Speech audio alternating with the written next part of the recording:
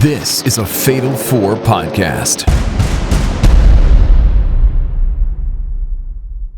It's not Mark Briscoe's time. But Ron is going to try to put him away. Rick Apati.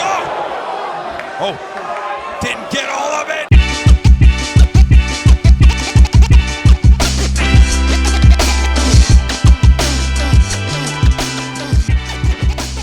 This week on the show, AEW Dynasty was this weekend, and we're discussing if it died nasty or was Dynamite. Plus, WrestleMania gets a big shakeup as Kevin Owens is out with a severe injury. Also, Charlotte Flair cuts the worst promo in the history of wrestling. Let's get into it. I'm Paul Griffin, and joining me tonight on the show, first, Pro Wrestling Noah.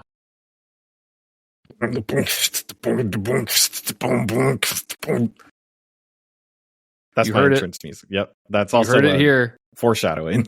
He's beatboxing. The B stands for beatboxing. We're doing the bit again. It's B-Rob. Noah's was better. Noah's just more cultured. Speaking of culture, joining us from all the way from Didn't Get All of It, Japan, Will Housel. Boom chicka bow, boom chicka boom boom boom. Yeah.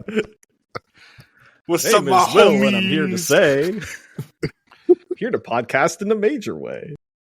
Hey, that's good. That's good. You should write that down. All right, before I explain why the fuck everybody was doing that. Wait, hold on. Go ahead, Noah. I just took the first sip, and it's really bad. Hang on. You're spoiling things. I have to tell everyone how they can listen to the show more by subscribing to Didn't Get All of It wherever they get their podcasts. Make sure you do that. If you've never heard the show before, this is your first time, don't leave yet. Please don't. Please stay. Check us out on Patreon at patreon.com/fatal4pod, where you can sign up for $3 a month. You'll get ad-free episodes and full access to the Discord, where people talk all the fucking time. God damn, people don't shut up there. Even before the show, people were chatting it up, talking about CM Punk for like 45 minutes. You can do that. You can be part of that for only $3 a month. Mhm. Or for $5 a month, you get bonus shows, which we do. I said it. I've been saying it for weeks. There is a mailbag show coming. It will happen. Mm-hmm. But we have some show notes to deliver before the end of the show. Don't let me forget about that, other hosts, please. Hey, don't forget about the notes. Yeah, write that down. Anyway, patreon.com/fatal4pod. More of us, and also more of the rest of the podcasts, like Squared Circle Strafe, the video game podcast hosted by Pro Wrestling Noah, who you heard beatboxing a minute ago. He shows up and does it once a month. I will have another episode this week. There was another showcase about indie games. Yeah. Awesome. More pods coming. Also, Now That's What I Call Cinema from Tyler. Mm-hmm. Those happen also once a month. To be fair, though, Tyler has had some life events that involve taking some time off. So more episodes of that coming. And then, of course, Didn't Get All of It Japan is allegedly bi-weekly, though I think you guys sometimes squeeze in more than that. Yeah, we do a whole bunch of shit. There's a lot. And we wouldn't have bonus shows if it wasn't for you guys. So anyway, all the shows, patreon.com/fatal4pod, fatal4pod.com for all the shows with ads, yada, yada, yada. Everybody is beatboxing except for me and Will, because my gas station doesn't sell this crap. But Noah and B-Rob, please explain Yeah. this crap. Well, Noah, you explain.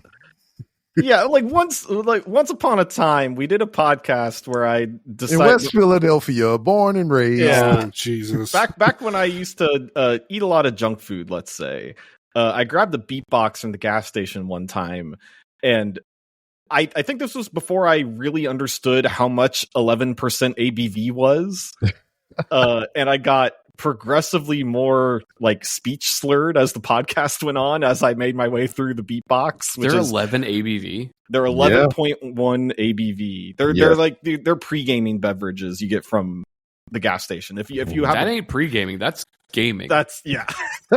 Enjoy your gaming. Enjoy your gaming. If you've seen a buzz ball, it's like the same thing basically. But I've had half of one of those tonight I already. watched him drink it. Yeah, he did. God. And the last time I got one of these, which was that time, I haven't had one since. It was watermelon flavored, and it was like okay. Like I wouldn't say it was amazing, but I got my way through it and had a decent time. But the flavor I got tonight is blue raspberry, which I knew was a bad idea when I bought it. There were other options, but I thought, you know what? I like blue flavored things. How bad can this be? Bad. It tastes Most like blue battery flavored acid. Most blue things are bad, except for blueberries. It tastes like battery acid. I'm 2 sips in and my chest hurts. So I'm sorry. How's yours be, Rob? I have not opened it yet. I'm about to do it right here live. But the flavor I have is lemonade hard tea. That sounds all right. So I'm going to crack it open for you. Let me see if I can get some ASMR for you. I like sweet tea. Wasn't the image that jump-started this idea for the show? Yeah, Shaquille O'Neal. Oh, fuck. I was going to say Omos. Same thing. Wow. Tall black person. Yeah, right. So it was we don't Shaquille need to use O'Neal has descriptors. Shaquille O'Neal has a signature beatbox flavor, and that's kind of like what kind of inspired us to jump on and try to. Wasn't it blueberry lemonade? I think so. That sounds good. But I couldn't find it, so all I got was the lemonade hard tea, and here it is. It's open. I'm taking a whiff. Ooh, shit! And here I go. I'm gonna take a sip. I'm gonna throw my camera on for the people in attendance. Just us three. Yeah, just us three. Which my camera is not working now, so fuck it. Tremendous. It's already beatboxed. Is on. I see what you did there. So here I go. I'm gonna take a sip. Noah's dead already. His beatbox killed him. Ew. You drink nasty. Hey, it's the box. It's not in the glass or nothing. You know what? It's not that bad.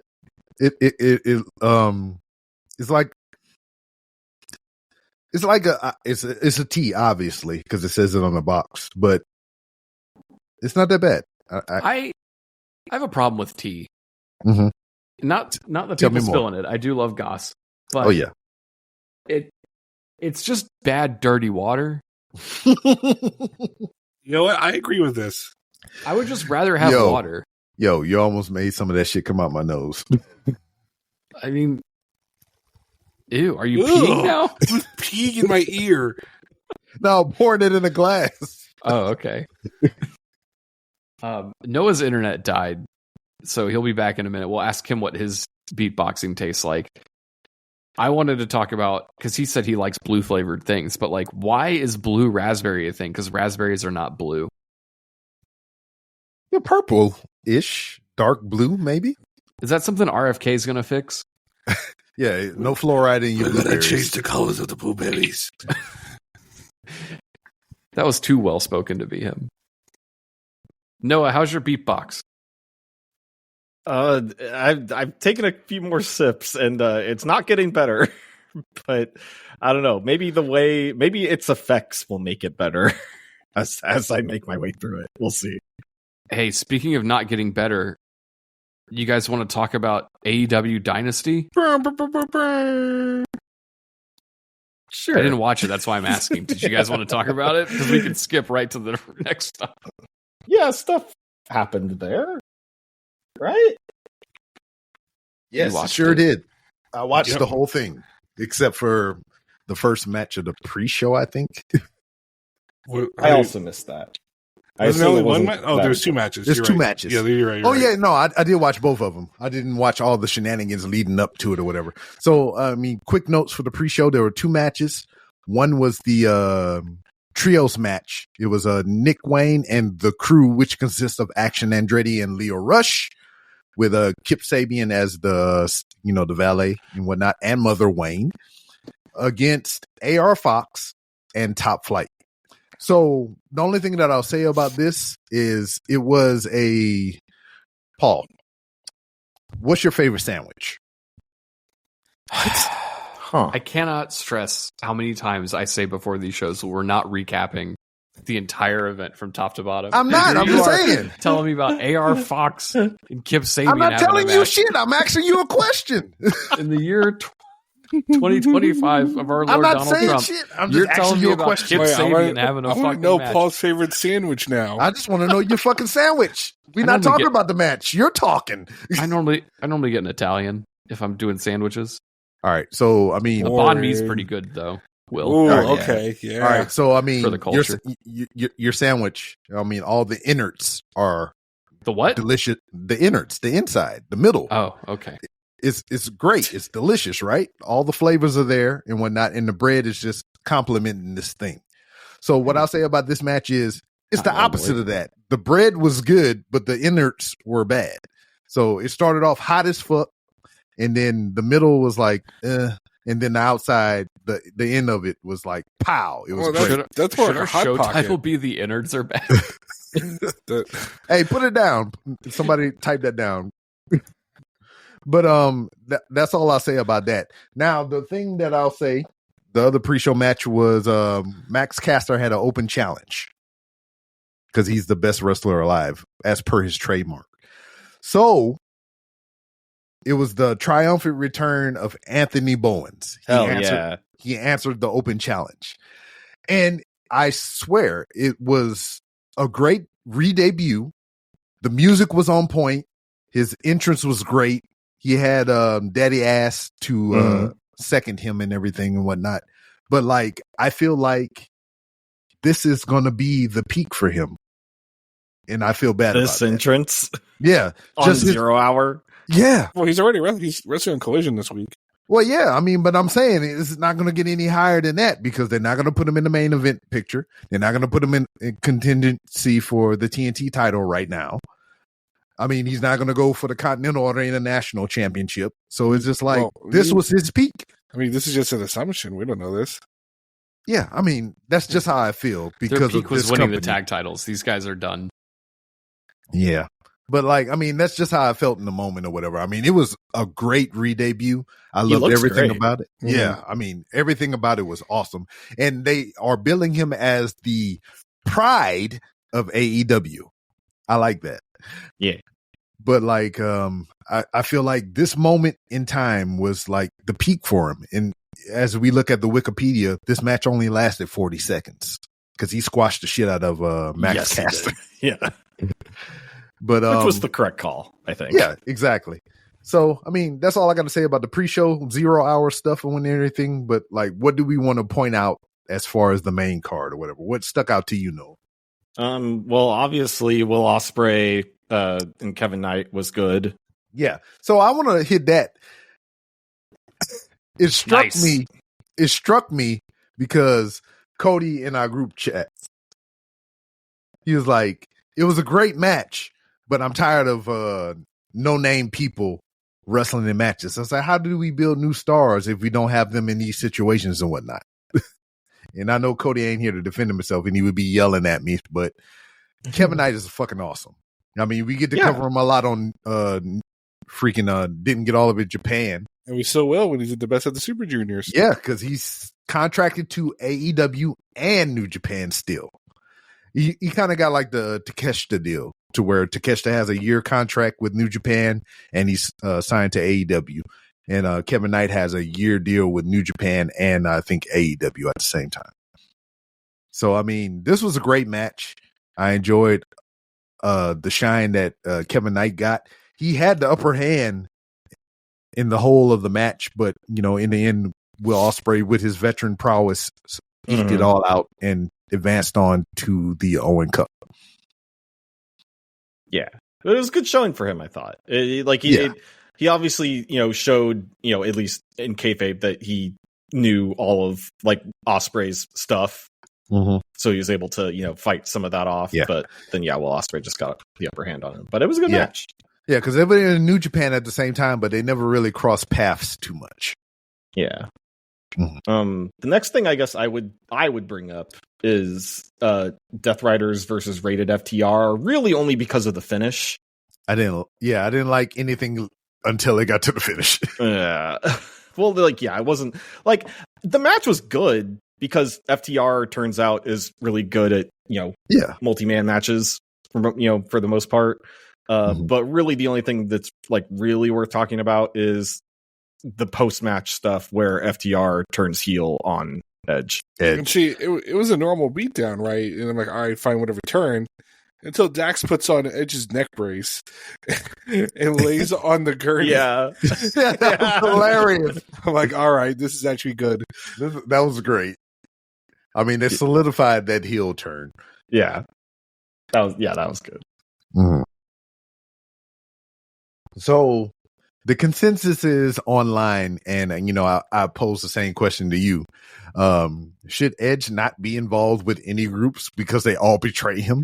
That's exactly what I thought when this happened. Like, boy, Edge just cannot join a group without getting his ass kicked by It's very modern Sting. Does that mean in 20 years everyone's going to love Edge because he's still doing it? Oh, I mean, if Edge is killing himself like Sting did, then yes. Mm. And then, Sting was used sparingly, so that's why I didn't have a problem with him. Him or Jeff Jarrett. Sparingly. He always in your trunk waiting for you to pop a tire. Oh no! You want to fuck on me? We'll edit that out. What? It's from Hangover. Why we gotta edit it out? Will's not mad. He's laughing. He is. He's a part of the bit. No. Yeah, I've come to accept the lead bit. It's okay. It's because of all the beatboxing. What else happened on this show that we have to talk about? Anything? I like Kyle Fletcher, Mark Briscoe. Yeah, that was a good match. I think I was talking in our Discord live during this whole thing or whatever. And you too can be a part of the Discord if you go to fatal4pod.com and look for information for our Discord and Patreon by going to Patreon/fatal4pod.com. I actually think it's really hard to find information about our Discord if you go to fatal4pod.com. All right, so let me just backtrack. Just go to patreon.com/fatal4pod. Paul, you need to rectify that then. The website's so fucking hard, I don't want to mess with it. All right, very well. Just go to the website and click Patreon at the top, or click shop. We got t-shirts. You can buy a t-shirt. Yeah. I need to still get my, because I did the redacted hockey jersey. I want to do a redacted, not redacted. I want to do a Fatal 4, didn't get all of it, Japan, and our proper jersey. We should get kimonos. Oh, for the Japan show? Yeah. we'll workshop that offline. Okay. Yeah. All right. Don't steal that. Yeah. TM. Do we want to talk about the Hurt Syndicate stuff? No. Really? All right. Very well. Skip that. What about the Mercedes Moné and Julia Hart? Honestly, I think we can probably fine. I think we can skip to Adam Cole and Daniel Garcia for the TNT Championship. Do we? I purposely took a nap during this match. Oh, no. Good. All right, so I think that the important part is that Adam Cole won, and he's is that an important part? I mean, the important part is that an important part? The important part is how much of a wash Daniel Garcia is, where Tony Khan is using titles as a here damn negotiation tactic. Yeah. Nah, I think it's the other way around. I was like, fuck Adam Cole, because his weak ankle ass, fucking no lifting weight ass. He tried to sell that injury. Yeah. During this match. Like he's doing the thing that Matt Jackson has been doing for years. Like notably in New Japan, he injured Matt his Jackson's back has been hurting for a decade. decade. Exactly. He injured his back in New Japan or whatever, and it's been a story point in his character for years. And Adam Cole is doing the same thing. He's just like mimicking his Bullet Club brother and shit. And I'm just like, fuck you. Yeah. So that Adam Cole's new TNT championship, we have that to deal with. Hopefully Daniel Garcia can also do cool things after his stint as TNT champion. And they're not. He's not set up in a position to where he can succeed or whatever. I mean, they gave him the TNT championship, which to where he was just stuck to multi-man matches or just obscure ROH and just other bullshit matches that nobody normally would ever watch. And then he just pops up on a pay-per-view and loses. I don't, it's just a bunch of bullshit.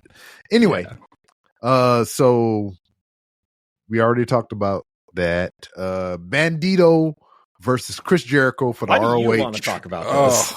Because it was a bunch of bullshit. This match They did fucking the high noon sucked. spot for the third damn time. I was they so need pissed. to cut it out. You know, Chris Exactly. Jericho thought it was the coolest spot ever. He's Yeah. like, we have to keep doing it. So Brian Keefe made it famous and he had to ape it, right? Can we agree with that? Yes, absolutely. So, Yeah. all right, I just want to throw the stipulation out for this match. It was Bandito versus Chris Jericho for the ROH World Title versus Bandito's Mask. Prelude to this was they had a multi-man match to where Jericho and the Learning Tree got the upper hand. They beat up Bandito and his brother, Gravity, and they stole Gravity's mask in front of his sister and his mother and all kinds of stuff and whatnot. And they made a big storyline out of it. Jericho paraded around Gravity's mask, and Bandito had a match with him. He reclaimed the honor, stole the mask back, and it led to this match here on the pay-per-view to where they put up Bandito's mask against Jericho's ROH World Title. Jericho, via shenanigans, beat Bandito, quote unquote, clean. Yeah. Like he pinned Yeah. Floyd made a reappearance. Yeah, he pinned him. Like I said, Brian Keefe came down, shenanigans, a bat was used, but quote unquote, it was a clean victory. He beat him in the referee's eyes. But they twisted it to where like his mother and his sister came from out of the crowd, pointed out to a secondary referee, Aubrey Edwards, because she was involved because there was so much screwy shit going on and everything, that she pointed out the bat that was stashed ringside or whatever. They restarted the match and Bandito won and everything. Now, as much as I hate Chris Jericho currently, I didn't agree with any of this. Bandito lost. Yeah. One of the rare times that they restart a match due to shenanigans. Yeah. Which they almost never do. Yeah, but Bandito lost. I mean, no ifs, ands, or buts about it, whether it was heel, face, dynamic bullshit or whatever. He lost. And it was evident. They, whatever. But they restarted the match because of shenanigans. And Bandito wound up becoming a 2-time ROH World Champion. Oh my God. I don't know how I feel about it. I mean, I know how far I feel be it about from it. me. It sucks. It does suck. I mean, I wish they would have just like omitted that whole bit and just had him win. Yeah, what's stopping any fan from just calling out a ref? Hey, yeah, these exactly. people, are they going to restart it every time now, or just because it was his mother? Yeah. The way they could have fixed that is just like Jericho used the bat and everything, and he kind of tried to shoo it out of the ring, and she jumped the barricade and be like, hey, look, which led to some like, oh, look over Honestly, here. that probably would have been better than the Dusty finish. Yeah. Like, oh, look over here. And he was like, Jericho gets distracted. He's arguing with his mom and sister, and Bandito gets the roll up or some kind of offensive move. 21 plucks, pin, better ending. But I digress via Taz. So the only other thing that I think we should talk about is the Kenny Omega versus Speedball Mike Bailey versus Ricochet for the International Championship. Yeah, this was fun as hell. These guys wrestle good. Yeah, yes. These guys wrestle good. This match was long as hell. It maybe went a little longer than 31 I would minutes. have hoped. Yeah, there was a lot of fluff to this match, but there was also really fun stuff. And I gotta say, I gotta hand it to Ricochet. He worked his damn ass off during this match. He got it was really a like Liv Morgan during the Elimination Chamber like levels of working where he was just getting the shit beat out of them this whole match. He was the middleman. He was the bridge for this match because you were introducing properly Mike Bailey and you were reintroducing Kenny Omega from his injury and shit and whatnot. So it's just like you're building these two things on either side, and you have Ricochet in the middle, kind of like bridging that gap and whatnot. One of the more memorable spots was when they got him outside of the ring and they both slapped his bald head. Yeah. Great stuff. That's what I'm going to be Rob when I meet him. Yeah. I expect nothing less. But I mean, anything else that sticks out to y'all in this match? I do want to ask, B-Rob and I have been watching for a while now. Noah, for the past couple, I guess, 2 or 3 weeks now, what's your impression on Mike Bailey? Yeah. He's good. He does kicks good. He loves selling his legs. Yeah. Because, that's his primary offense. Yeah.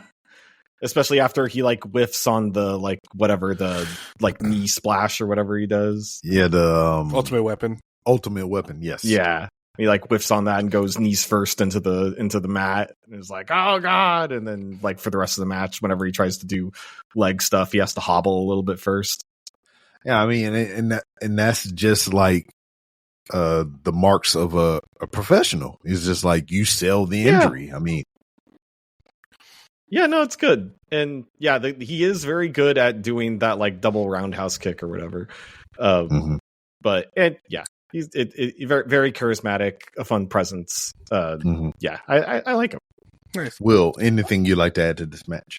No, I think we covered everything we could. Let's talk about the dog shit main event. Paul, did you see any of this? Fuck no. All right, very well. I don't do this anymore. I watch the show that I like, and I'm done. Yeah, and NXT from time to time. See, Paul.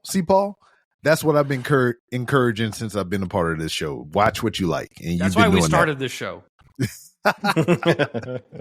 Yeah, so this is the second longest match on the card at 31 minutes and 35 seconds. 35 seconds longer than the triple threat that we just talked about. That's too long. Yeah. It's too long for what this is. I don't know what happened to John Moxley. Yeah. He Josh Barnett got in his brain at some point and said, you need to only do MMA. You can only do jiu-jitsu bullshit. And that's all he does now. And it fucking sucks. Yeah. No? Yeah, it's that, and just like it's the same problem that the Bloodline had for the longest time, right? Just like it's hard to get invested in a match because you know it's just going to end with bullshit. Yeah. Right. And then it's like, oh, they cleared out the bullshit. There can't be any more bullshit after this, right? Yeah, then they insert the Young Bucks. Yeah. So, to end this match, Swerve had the upper hand. It looked like he was going to close in on the victory and whatnot. Lights go out. Then when they come on, Young Bucks are on either side of Swerve, holding his arms in position for the EVP trigger. What did you guys think whenever this happened? I stood up out of my chair and said, fuck you. Noah? Yeah, it's not great, but at least I thought at the very least that maybe there would be some story momentum happening because the Bucks are back, which we saw a little bit of on Dynamite with, like when Kenny did his promo on them. But yeah, in the moment it was just like, oh, okay, whatever. All right. So, for those who are wondering, may have not seen this pay-per-view or whatever, the Young Bucks returned and they helped Jon Moxley retain his AEW World Briefcase Championship. So what the consensus is online and what, people may be thinking is that when the Young Bucks made their hasty retreat from AEW, went to New Japan and just been absent, that they pulled a Vince McMahon WWE lethal injection of poison and sick their own NWO upon AEW. Hang on. This is overthinking it. They were literally feuding with their own company before they left. Yeah. At the same time the Moxley crew was. They just left because they were doing the same thing. Yeah, that's it. There's nothing here. Remember when they were shredding the documents? They were two groups of people doing the exact same fucking thing. Yeah, they were shredding the Epstein files. Yeah. That hasn't come back. No. But, you know. There's no lore here. It's just... That is the lore. No, the lore... It's just the Young Bucks continuing to suck. That's just what they do. Well, I mean, that's pretty much it for the pay-per-view. I mean, the only other thing that I wanted to hit on was what did we think about Mercedes and Julia Hart?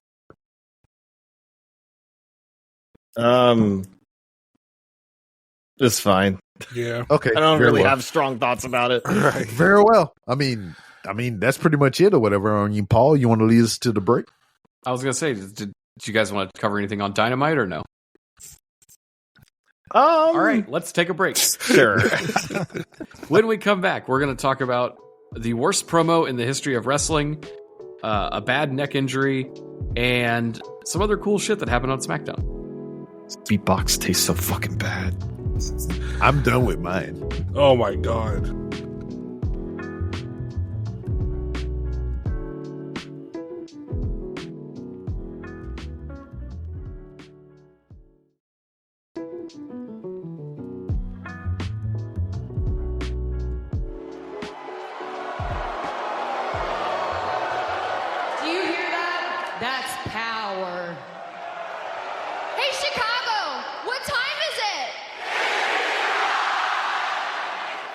Cute. Okay, Charlotte, I would like to start with you. Now, please give us a little more depth as to why you chose Tiffany Stratton as your WrestleMania 41 opponent. And then also, do you still agree after recent interactions that that was the wise choice? Well, here we are. She was begging, and I'm the gift that keeps giving. She wanted a moment, and I hadn't done any charity work lately. And every week, that desperation leaks through. No, so you're right. I did make the right choice. You want to know why? Because I wanted to show the smartest wrestling fans in the world here in Chicago that there is no comparison.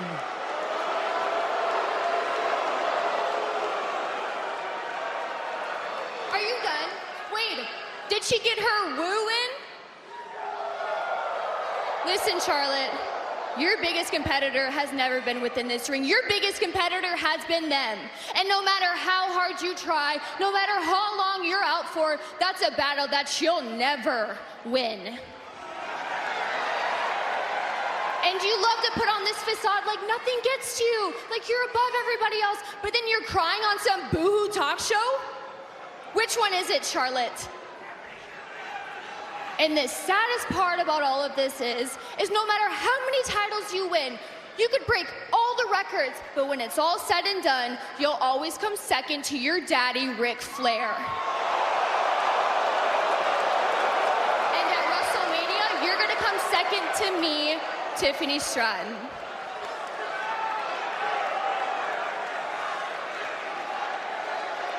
Do you think you're the first? Do you hear that? That's power. Do you think you're the first opponent?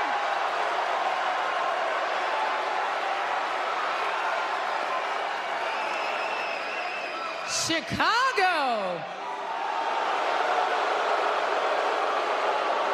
Hold on. You have just regurgitated what my last opponents have said the last 10 years. You think you're the first opponent to say that I've come second to my dad?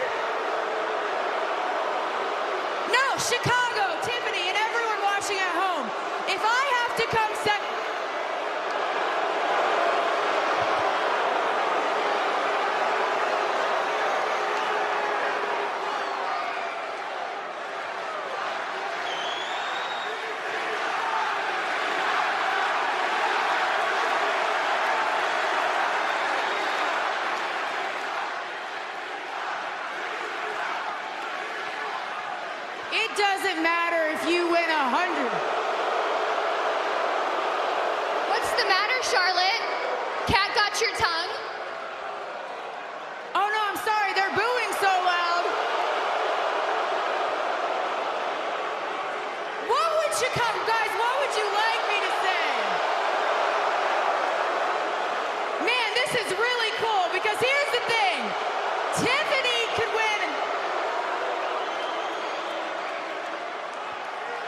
You know what, Tiffany? You can go ahead and have the last word. Charlotte, at 25 years old, what were you doing? You were trying to become a volleyball player drinking in your daddy's basement. And what am I doing at 25 years old? I'm walking into WrestleMania as the WWE Women's Champion!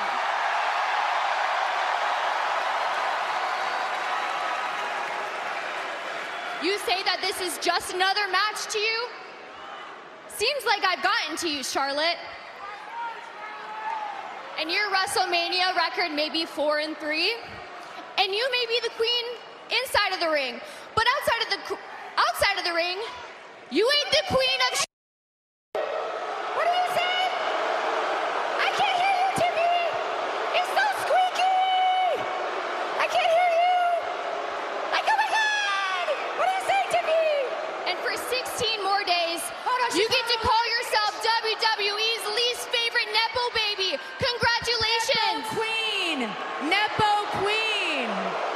Number one Nepo baby! And when I beat you at WrestleMania, Charlotte, and when it's all said and done, you're gonna be just like you are outside of the ring. Alone. What is that record? Like what? 0-3? Woo! Hey, Tiffany, is that why Kaiser's in my DMs? You know what? I mean, that solidified Tiffany Stratton. And it also is like, fuck Charlotte, man. Goddamn. I don't know if that did much for Tiffany, but I think it exposed Charlotte in a way that we need to be reminded of. Absolutely. She does not have it anymore. I don't know if she ever had it as far as promos. Nah. Which is a real shame considering who her dad is. Like, she's always going to be compared to him in every realm. Aspect, yeah. So she should become a drunkard first. Yeah, take it from us. We talk better when we got booze in us. Yep. But, like, this whole promo with Charlotte, it even started with, like, she says something and the crowd kind of boos lightly. She's like, ooh, I'm so powerful. And Tiffany's like, okay, let me just say my catchphrase real quick. And then she's like, that's cute. But, like, no one fucking reacts to Charlotte. So she carries herself like a megastar, but she doesn't wrestle or talk or look like one.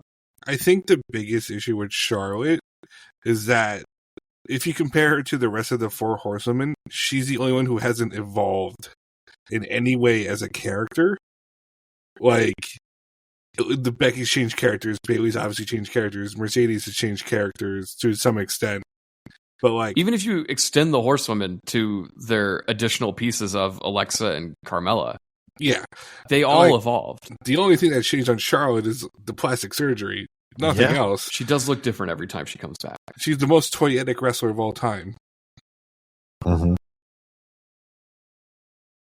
I don't want to go down the body shaming route, so I'm not going to.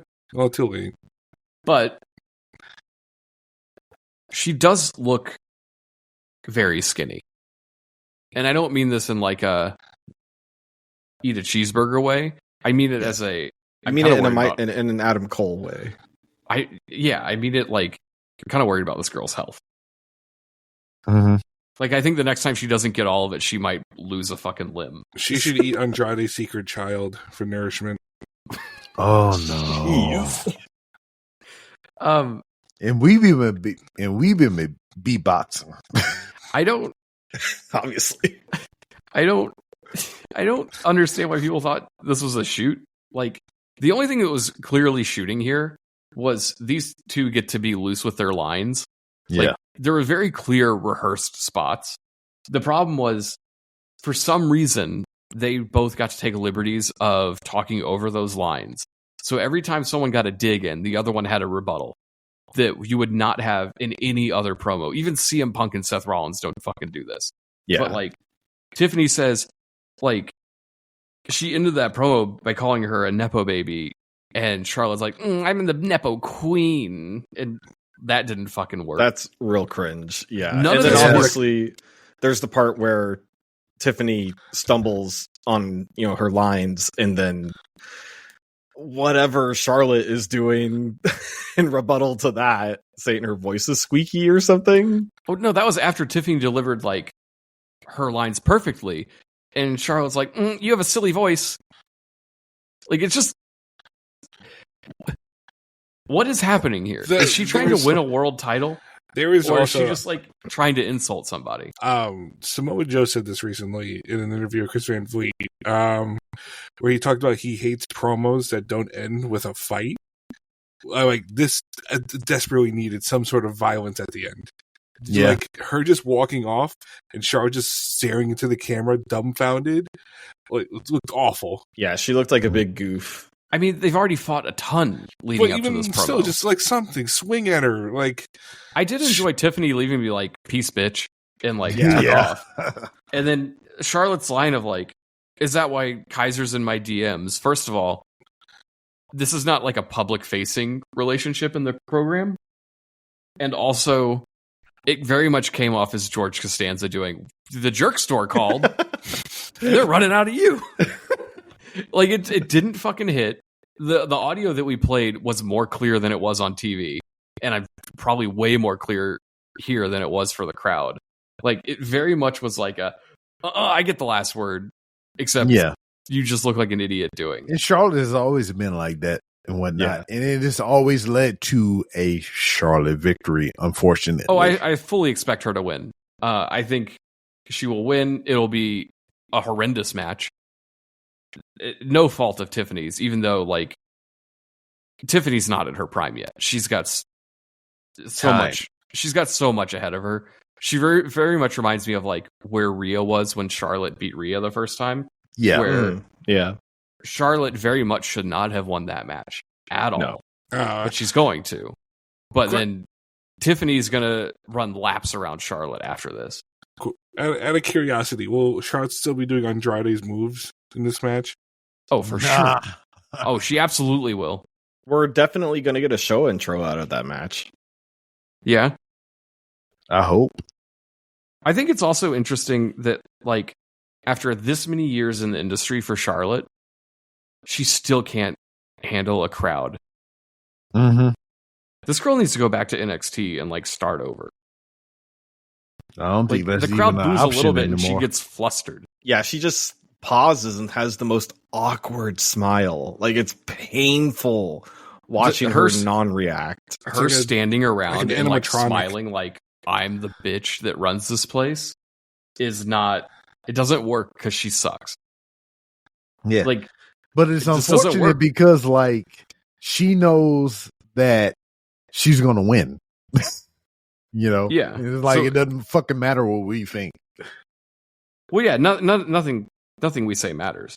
But in this program, it's like also nothing anyone says matters. Like everyone who's like, oh, they're shooting on each other. They're not shooting on each other. They're just doing a bad segment. Like that's it. Charlotte's gonna win this fucking match and go on and think that matters. Then she's gonna get hurt on a Smackdown, and you won't see her for 8 months. And the world will keep revolving without her. Yeah, I think this might be the worst segment I've ever seen in my life, and I've been watching. I've been watching a lot of wrestling since I got into it in the early 2001 time frame, which to a lot of people is like, you haven't been watching long enough. And I will counter that with, I've also watched things before I got into wrestling. And I think I have enough history to safely say this is the worst promo I've ever seen, ever. Yeah. Especially, and I think that we need to add in like the gravity of it. This is Charlotte Flair we're talking about. She's challenging for a world title at WrestleMania.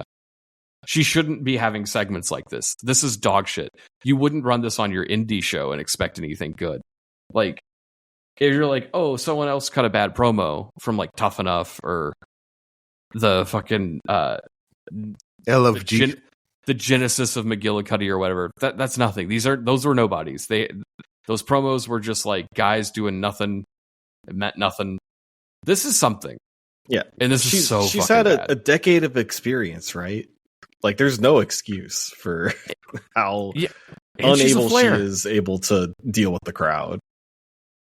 It's just baffling to me. Like, I feel like we've had this discussion in the Discord.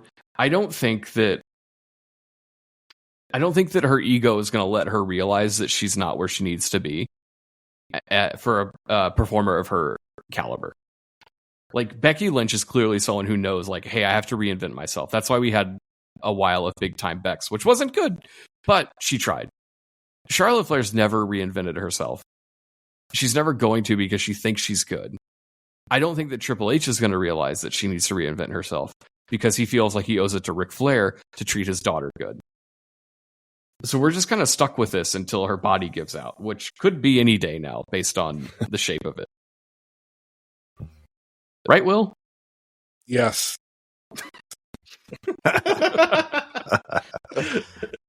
This made me so mad. It makes me so mad that I almost want to play the promo again, just for our listeners to understand how bad it is. It is. It fucking sucks. And it's like extra stingy because we know Charlotte is probably going to win. Yeah. At the very least, Kaiser and Tiffany have been clowning on her all week on socials. I do think it's wildly hilarious that Charlotte's final dig was like, why is your jacked ripped hot boyfriend in my DMs? Yeah. Like, I don't know. I don't even buy that. Like, yeah. She's not the smoke show that she presents herself as. So, like, why? Yeah. Ain't nobody in your DMs. And they even made that a meme to where, like, they had pictures of Kaiser and it was saying, like, the only man in history to, like, no one believed that he ever cheated on his girlfriend.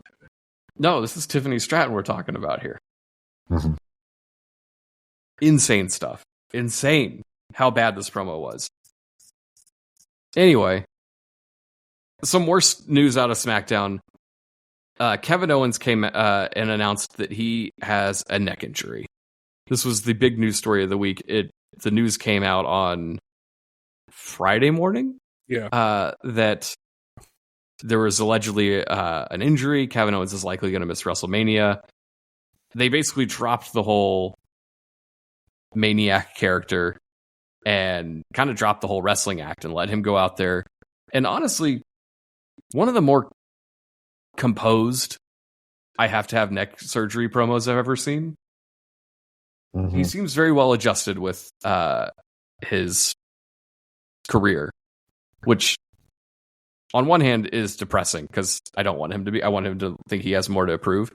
But on the other hand, like, happy to see someone just recognize, like, hey, I fucking been crushing it. About time it caught up to me.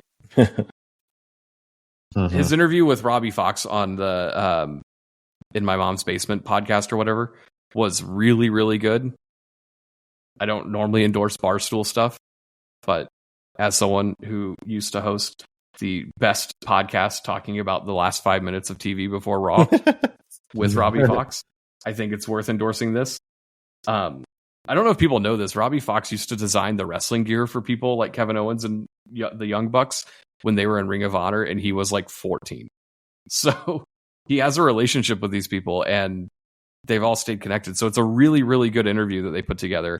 And Kevin Owens basically admitted that, like, he had something wrong with him, but they couldn't figure out what it was, and he tweaked something in a basic match, not one of his killer hardcore matches from a PLE, just like a weird random match that kind of like opened up the wound, I guess, and they found out that he has to have, like, he didn't know at the time. I assume we'll have more information in the next 2 days. Thought it was like a shoulder surgery or something. He said it was still a neck surgery, and it was very similar to what things other performers have gotten, which to me is not a bad sign, because I think if it was similar to something that like Big E would have had, he would know. But as far as like performers that are still around who have had neck surgery, he seems like a guy who thinks he's coming back, and he doesn't know when. He said it was like 6 to 12 months. So I don't know. Robbie asked him if he was going to be back in time for Cena's thing, and he really wasn't sure, but I hope so. Yeah. But that's a big bummer. I really like the stuff is. they were doing with him. He seemed bummed that he couldn't wrestle Randy Orton, because he even framed it like, hey, I'm having neck surgery, but Orton's also old and on borrowed time. Like, the time for us to do this is the window's closing. Hoping it was a work, right? Kind of. Everyone thought because he was wearing a pink hoodie that he was going to do a work thing. And they even, when Orton started entering the segment, it sure felt like, oh, they're just going to do an angle here. Right. But then Kevin Owens left and walked away, and I'm like, oh, that's not an angle. No Kurtz were here. Well, maybe in the neck. Bottom Tish. So that was a bum. It was a bum. Anyway, I don't know what that means for Orton at Mania. Nick Aldis. He did RKO Nick Aldis, and they're like, oh, what's that mean? Like, nothing. He gave the fans a spot. Yeah, this is the second or third time that he's RKO'd Nick Aldis, who is not retired from injury aspects of wrestling. He's just like, hey, he's qualified for this position, as is Is he though? yeah, your boy Scrap Daddy over on the Raw brand, Adam Pearce. Yeah, he's not medically retired. He's just like, this is the role that he does. So I don't want to see either of them ever wrestle. If you're WWE, like, what do you give Orton for Mania? Andre the Giant Memorial Battle Royal. The one thing I can think of, which is not that, is Sami Zayn. Neither, like, Sami was clearly at one point going to work a thing with Karrion Kross. It's not happening anymore. Kevin Owens is out. Just do Orton and Sami. Like an open challenge, maybe. I don't know. Like, I don't know how you get to a program between now and then. I don't know. I feel like Aleister Black still feels like what they're going to go with. But he's not debuting until the night after the WrestleMania. I mean, if you go the open challenge route, you could just do it at Mania. Him in? Yeah. Yeah, but like, that's a Mania pop. It doesn't mean anything. Sami and Orton at least ties back to the Owens program a little bit. But why are they going to fight? Just to have a match for each other. So I don't know. I guess we'll know on SmackDown. Maybe they'll give us something. Because, like, Orton ain't missing any Manias. Not at this age. But I don't know who else you'd put him in there. There's not a lot of people missing Mania this year because they're working everybody into a segment. So Orton Cena. The Miz. I don't need to see that. Just get Snoop Dogg in the Miz. That worked out at WrestleMania 39. Oh man, what's Shane McMahon doing? Shane and Orton, let's go. Yeah, yes. He's got to be recovered by now. I was to say, are his legs okay? Did we ever get any follow up about that at all? He was trying to run away to AEW. Hey, maybe Randy Orton could face Rey Fenix, who debuted on SmackDown, who had very bad music. Yeah. But he did face Nathan Frazier. Good shit. Which I assume they were just going to debut Phoenix against someone on SmackDown. And they're like, no. Nathan Frazier's here. This match is going to slap. And it fucking did. Yeah, boy. Do you think this match was better than Penta's debut match? Because Penta, in his debut match, had that like awkward spot where he tried to do the springboard off the ropes and it fucked up. Yeah. I don't remember Penta's debut match. I mean, think this was... Phoenix fucked up his dive too, unless Nathan Frazier like reached out. Oh no, Nathan Frazier fucked up the dive. My mistake. Yeah. Frazier missed when the crowd chanted "You fucked up," which I thought was really tacky. Considering I thought it was real interesting. They had Fenix do the driver, and then Frazier kick out at 2. I did too, because that looked like a big ass finish. Like, yeah, and then they gave him the Mexican muscle buster, because every Mexican has to have Mexican in their moves now. Yeah. Mexican driver or Mexican destroyer. Made in Mexico. I don't know. I liked it. I think Penta's debut was bigger, especially because it happened on that Raw. And it was treated like a big deal. I don't know if this felt like a big deal. How much pyro do you think they're going to add to Phoenix's entrance? Too much. They're really going to play into this Phoenix thing. I think they should add way more. I think they should find a way to make it look like fire wings are coming out of him. Like he's rising. Just give him Lyra Valkyria's wings and set him on fire. Oh yeah, God. Do that. Yeah. So do you think they're like playing these two against each other or setting up to a reunion of sorts? No, you team Phoenix and Penta. I think they're just doing separate shit. Well, eventually you'll team them up. Yeah, they'll eventually do that. But like, I don't think that's even thought. They're just going to do separate shit. Mm-hmm. Other SmackDown stuff. We had Jacob Fatu beat Braun Strowman in a match where they put each other through tables for a while. That sets up a match for Jacob Fatu against LA Knight at WrestleMania. And then Naomi and Jade Cargill is confirmed for WrestleMania 1-on-1 no title. That'll be cool. Gonna be interesting. Yeah. I want to see how this is going to turn out. That's one of the better stories happening right now. Mm-hmm. Is it? I mean, I think so. I mean, they even have the side element of Bianca as well, to where, like I was saying on the last episode, to where they feel like at some point these three are going to come across paths and maybe even a triple threat. Maybe. I could see that happening as soon as Backlash, honestly. Especially if Bianca doesn't come out with the title. Yeah, Bianca's got a lot going on right now. Yeah. Which I love to see because she really had a lot of nothing going on for a while when she was tag team champions. Yeah.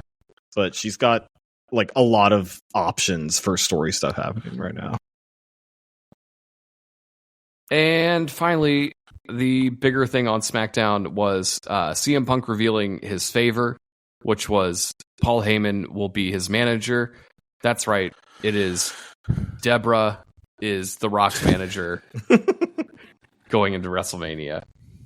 Bam non-factor. I genuinely do not care about this at all. I cannot believe this is the favor. The segment was cool, though. I loved how like Roman was about to cry. Like, he really sold how much it affected him. He was like, tell him no. Tell him no. Like, that was so good. I loved that. I guess. I thought the segment was solid, but the favor being that is a little silly. And, like, does this fit the criteria of what I was talking about before? Like, will he have some humility coming over to this company and whatnot and, like, stepping down from the main event scene or just being shoehorned into, like, the main event because Punk, that's what I want. Wait, what are you talking about? Are you talking about... You think CM Punk's going to go into business for himself? I didn't say that. I'm just like... This is not the guy who beat up Jack Perry. Oh my god! This is clearly a different. We're not doing this here. This is clearly a different person than the guy who was in AEW who genuinely hated working there. I think that was very obvious. He said so in that press conference. Mm-hmm. I think he loves working in WWE, and I think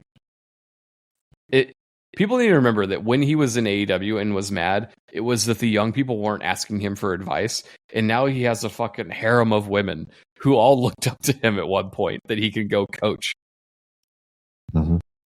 Like anytime CM Punk's in a bad mood, they just send Cora Jade over to ask him how to do a fucking running knee. Yeah, stroke his ego. Just the ego. He's stroking. Thin Page? Yeah, all those dorks in NXT are like, let's talk to Punk. And he's thrilled to give that advice, and they're thrilled to take it, and that's what he wanted. Mm-hmm. Meanwhile, how's Jack Perry doing? What's he up to? Chill. That's a good point. Anna Jay. Bungle Joy back Chilling, fucking his hot wife. What is he up to? They're not married. Whoa. Where has he been? He I has a haven't bus. seen him on TV.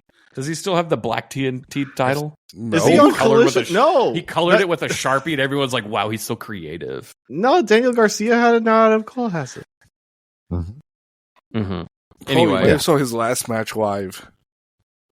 I don't think What I saw. the fuck? Did I see that match? Full Gear. Oh no, you left at that point, didn't you? Wait, I think so. Full Gear was in November. It's been 6 months. Oh, he's pregnant. Pregnant? A bungle of joy is coming out of Jack Perry. He's having a bungle of joy. I feel like I am starting to speculate that we will be talking about wrestling pregnancies very soon. When we come back from this break, we will talk about WWE Raw and the show that will be the penultimate Raw going into WrestleMania.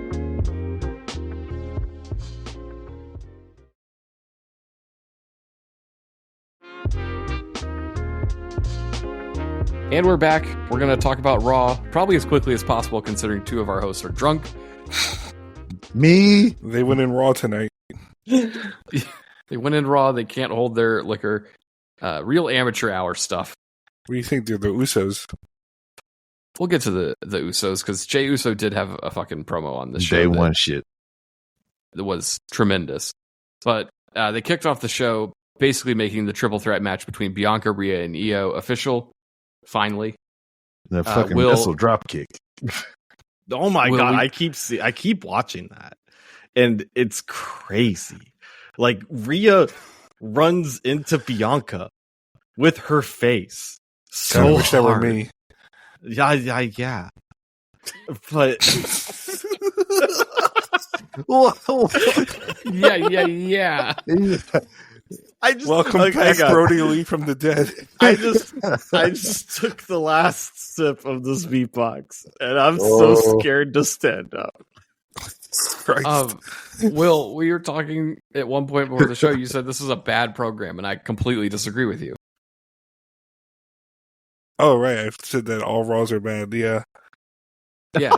How does it feel to be wrong all the time? Well, broken clocks. Yeah, what about them? They go tick. Are you beatboxing too? No, I'm half awake. Anyway, they set up the triple threat, and then Io drop kicked Rhea into Bianca, and Bianca and Rhea both died. So rest in peace to those two. This match is probably going to steal the show at whatever night it's on. Night 2. Is it night 2? Did they confirm that? Yeah. Cool. That'll be good to have a good match on night 2. We don't really have to go into this one, but the LWO took on what is it? El Grande Americano and the rest of American Made. I like Dragon Lee's gear where he has the WWE logo on his mask and on his elbow pads and on his trunks. Like he's a creator wrestler. He is a creator wrestler. If I'm Dragon Lee, I'm so fucking mad right now that they brought in Penta and Phoenix and El Grande Americano. And they're pushing them so hard. Yeah. Shit, Andrade too. I'd be pissed. He's like, where's my pyro? Where's my dragon that shows up behind me and fire? Yeah, he doesn't have speed this. Remember his title, old you're entrance gonna where he shut would up. like shatter the video? Yeah. Where is that? This match ruled though. There's not a ton to talk about here, just that it fucking ruled. Yeah, just And- Joaquin Wild showing the fuck out. Yeah, just full luchador bullshit here. They did set up Rey Mysterio versus El Grande at WrestleMania, which will probably also be very good. Then we had a Jey Uso confronts Gunther segment. I'm not afraid anymore. Yeah, I thought after last week, how do you follow this up? That segment was very good. Last week or this week? Last week. Yeah, the beatdown. Yes. I thought the beatdown rocked. I was not sure how they could follow it up without Jey Uso shooting Gunther in the face with a gun. And he comes out through the crowd, no yeets, no branding, and just gets in Gunther's face and cuts probably one of the best babyface promos he could cut. Yeah. I thought this was just tremendous. He talked about how he didn't save his brother because he is afraid of Gunther, because Gunther's beat his ass numerous times, but now he has nothing to be afraid of, and he's gonna fucking kill him at WrestleMania. And I don't know. This program needed the beatdown last week and this promo, and now I'm like totally invested in this match. This definitely did this program a lot of favors because I was not bought into it at all until this promo. It's good shit. I don't know what they do this week. I don't know if they know what they do this week. Tag match, playa. Yeah, make them coexist. Another thing that we don't have to really get into, but did anyone want to complain about Tony Hinchcliffe being on commentary for New Day versus War Raiders, which was also a very good tag match? It convinced me that that roast comedy is probably not for me. See, I don't mind roast comedy, but like the jokes could be good. Yeah. And making jokes about Big E, not good. That didn't even bother me. I'm just like, they didn't hit. Who cares? Nothing's off limits with roast. Nothing's off limits with comedy. It's just sometimes it's not good. And would it have helped if he had a guy with a drum kit next to him on commentary that went badum-tish every time he told a joke? Probably. Oh, and that guy that just like Dr. Phil on his show. Dr. Phil has a badum-tish guy. There's a guy who does a Dr. Phil stand-up show who does Dr. Phil impressions. Ew. I see him all the time on Mark Norman's Instagram. Huh. Who I think is like fringe bro comedy, but like Tony Hinchcliffe is like all in bro comedy.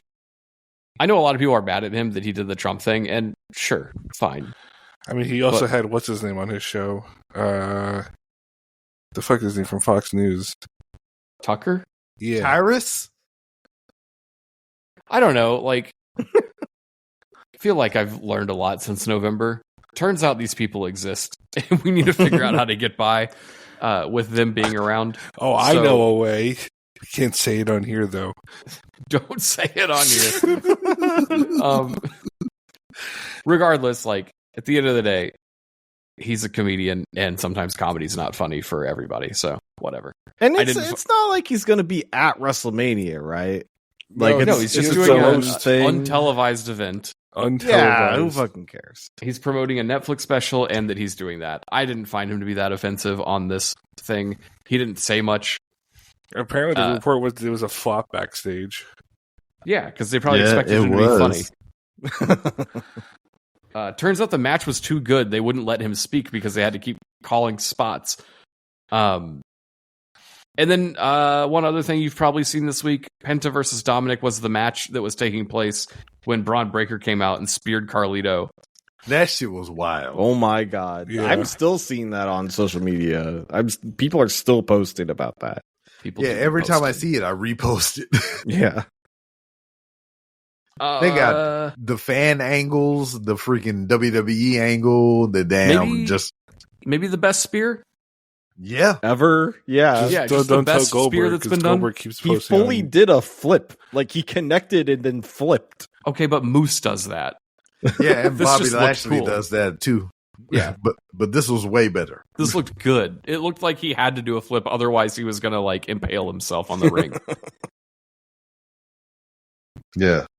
I mean, he even has it on his tights at some point, or he's said it in promos. He has the best spear.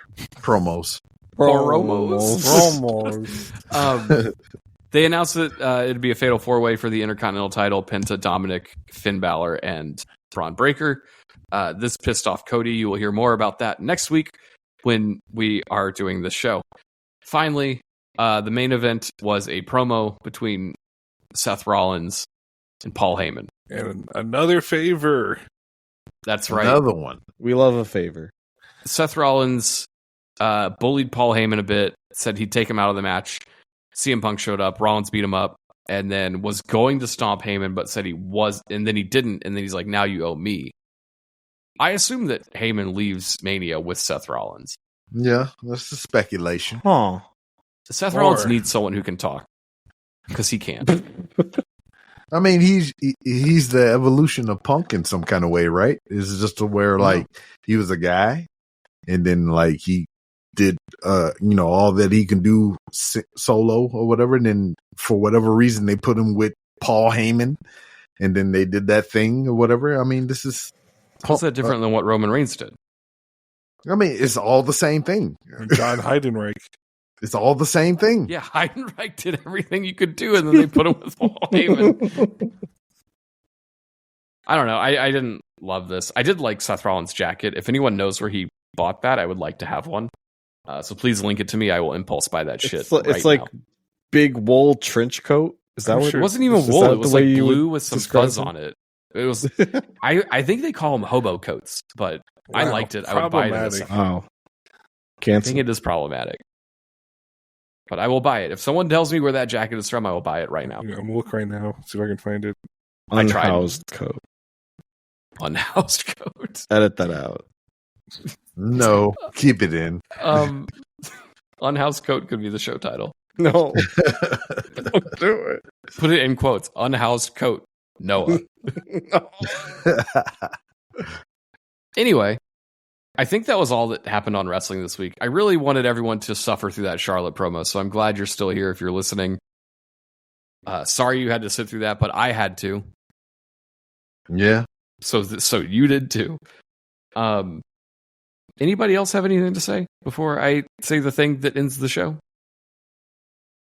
God bless America. God bless America. There's a reason why I only do a beatbox every 5 years or so. The room is spinning. I'm scared to stand up. Oh, I found the jacket. Did you? Yeah. Where is it? Link me. Hold on. Do send it on Instagram? Hold on. How do I send this? Just send it in the text message. Oh, sure, Drew. We did it. I'm not saying it yet. I gotta see how much this jacket costs. Oh, let me see how much it is. I don't even know. Where is it from? Or two. Bless you. Yeah, it's Orton's son. Yeah. Or two. Oh, shit. RKU.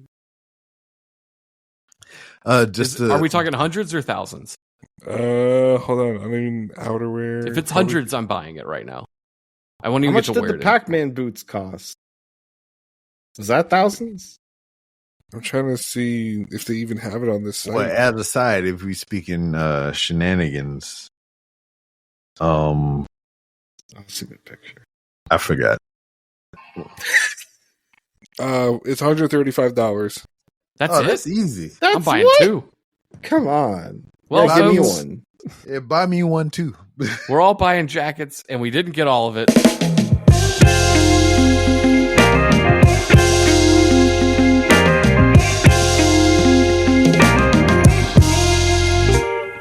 But we'll try again next week. Thank you, Will, for filling in for Cody. And everybody check out Didn't Get All of It Japan for more Will Housel and B-Rob.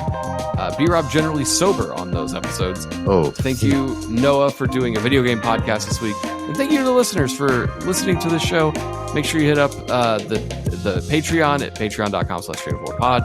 And we will see you next week on a Friday night because we are changing the show time next week to after SmackDown before WrestleMania.